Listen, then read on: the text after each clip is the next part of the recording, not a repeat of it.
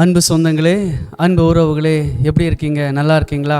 இந்த காலையில் ஆண்டவர் உங்களை தைரியப்படுத்துகிறார். ஆண்டவர் சகலத்தையும் மேற்கொள்வதற்கு உங்களுக்கு அதிகாரத்தை கொடுக்கிறார். கொடுத்துட்டார். நீங்கள் நம்புறீங்களா? உங்கள் கையில் தாங்க இருக்க. உங்கள் வாயில் ஆண்டோட வார்த்தையை நீங்கள் பேசுகிற பொழுது பெரிய அற்புதங்களை இன்றைக்கி உங்கள் வாழ்க்கையில் நீங்கள் செய்ய போகிறீங்க. லூக்கா எழுதின நற்செய்தி நூல் 10வது அதிகாரத்தில் 19வது வசனம் சொல்லுகிறது, இதோ சர்ப்பங்களையும் தேள்களையும் மிதிக்கவும் சத்துருவனுடைய சகல வல்லமையும் மேற்கொள்ளவும் உங்களுக்கு அதிகாரம் கொடுக்கிறேன், ஒன்றும் உங்களை சேதப்படுத்த மாட்டாது. உங்களை எதுவும் சேதப்படுத்த முடியாது. உங்கள் வாழ்க்கையை நாசமோசமோ பணமோ மனிதர்களோ துக்கமோ பாடுகளோ பிரச்சனைகளோ போராட்டங்களோ பிள்ளை சூனிகளோ மாந்திரிகங்களோ ஏவல்களோ குட்டிச்சாத்தனின் வல்லமைகளோ மந்திரவாதிகளோ மையோ பொய்யோ எதுவா இருந்தாலும் உங்களை மேற்கொள்ளாது. நீங்க விசுவாசிக்கிறீங்களா? தேவப்பிள்ளையே, மற்றவங்க சொல்ற காரியத்தை கேட்டு பயப்படாதீங்க. ஆண்டவர் 365 நாட்களும் பயப்படாது என்று சொல்லி இருக்கிறார். 365 முறையும் பயப்படாத, நான் கூட இருக்கிறேன்னு சொல்லி இருக்கிறாரு.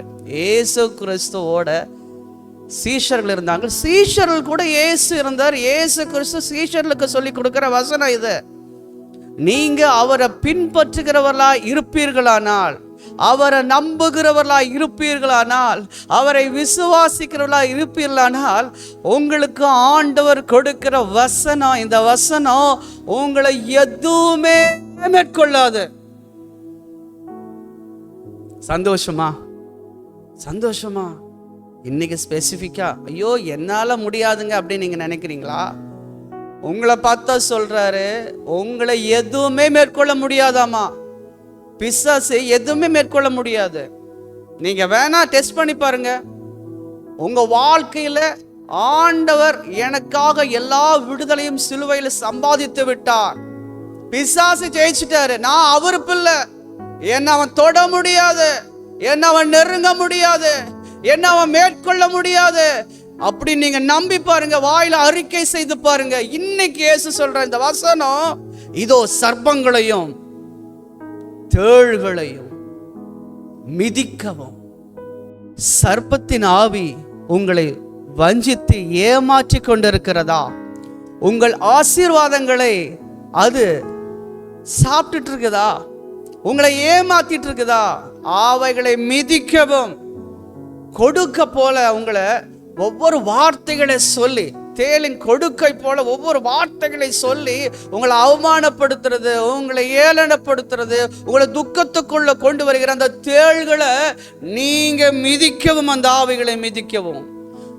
சாத்தானுடைய, அதாவது சத்துருடைய சகல அதிகாரத்தை மேற்கொள்ளவும் உங்களுக்கு அதிகாரத்தை கொடுக்கிறேன். உங்களுக்கு அதிகாரத்தை கொடுக்கிறாருங்க. இந்த காலையில் உங்களுக்கு அதிகாரத்தை கொடுக்கிறாரு. நீங்க சொல்லி அப்பாலே போ சாத்தான், இயேசுவின் நாமத்தினால பிரச்சனை பார்த்து பேசுங்க, விலகிப்போ. கடுகள விசுவாசம் இருந்த அந்த மலை பார்த்து போகன்னு ஆண்டவர் சொல்லி கொடுத்திருக்கிறார்ல. போ, இந்த பிரச்சனை இயேசுவின் நாமத்துல போ. அதே போல போக சொன்ன கற்றுக் கொடுத்த ஆண்டவர் ஆசீர்வாதத்தை நம்ம கூப்பிடலாம். என்னை தேடி ஆசீர்வாதம் வருவதாக, நம்பிக்கை வருவதாக, கிருபைகள் வருவதாக, நன்மை வருவதாக அறிக்கை பண்ணுங்க. நீங்க கூப்பிடுங்க. தேவன் உங்க வாழ்க்கையில பெரிய காரியத்தை செய்ய போறாருங்க. சொந்த போக வேண்டாம். கர்த்தர் ராஜரீகம் பண்ணுகிறார். அவர் தான் ராஜா. வானத்திலும் பூமியிலும் இயேசு கிறிஸ்துவுக்கு மட்டும்தான் சகல அதிகாரம் கொடுக்கப்பட்டிருக்கிறது. சாத்தானுக்கல்ல, சத்ருவுக்கல்ல, எதிராளிக்கல்ல.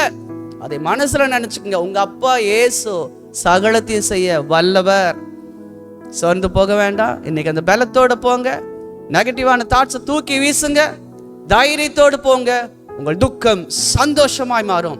வாழ்க்கை செழிக்கும். நீங்க அநேகருக்கு வெளிச்சமா இருக்க போறீங்க. God bless you. God be with you. நாளை சந்திப்போம். இது உங்கள் நேசர் சந்திக்கும் நேரம்.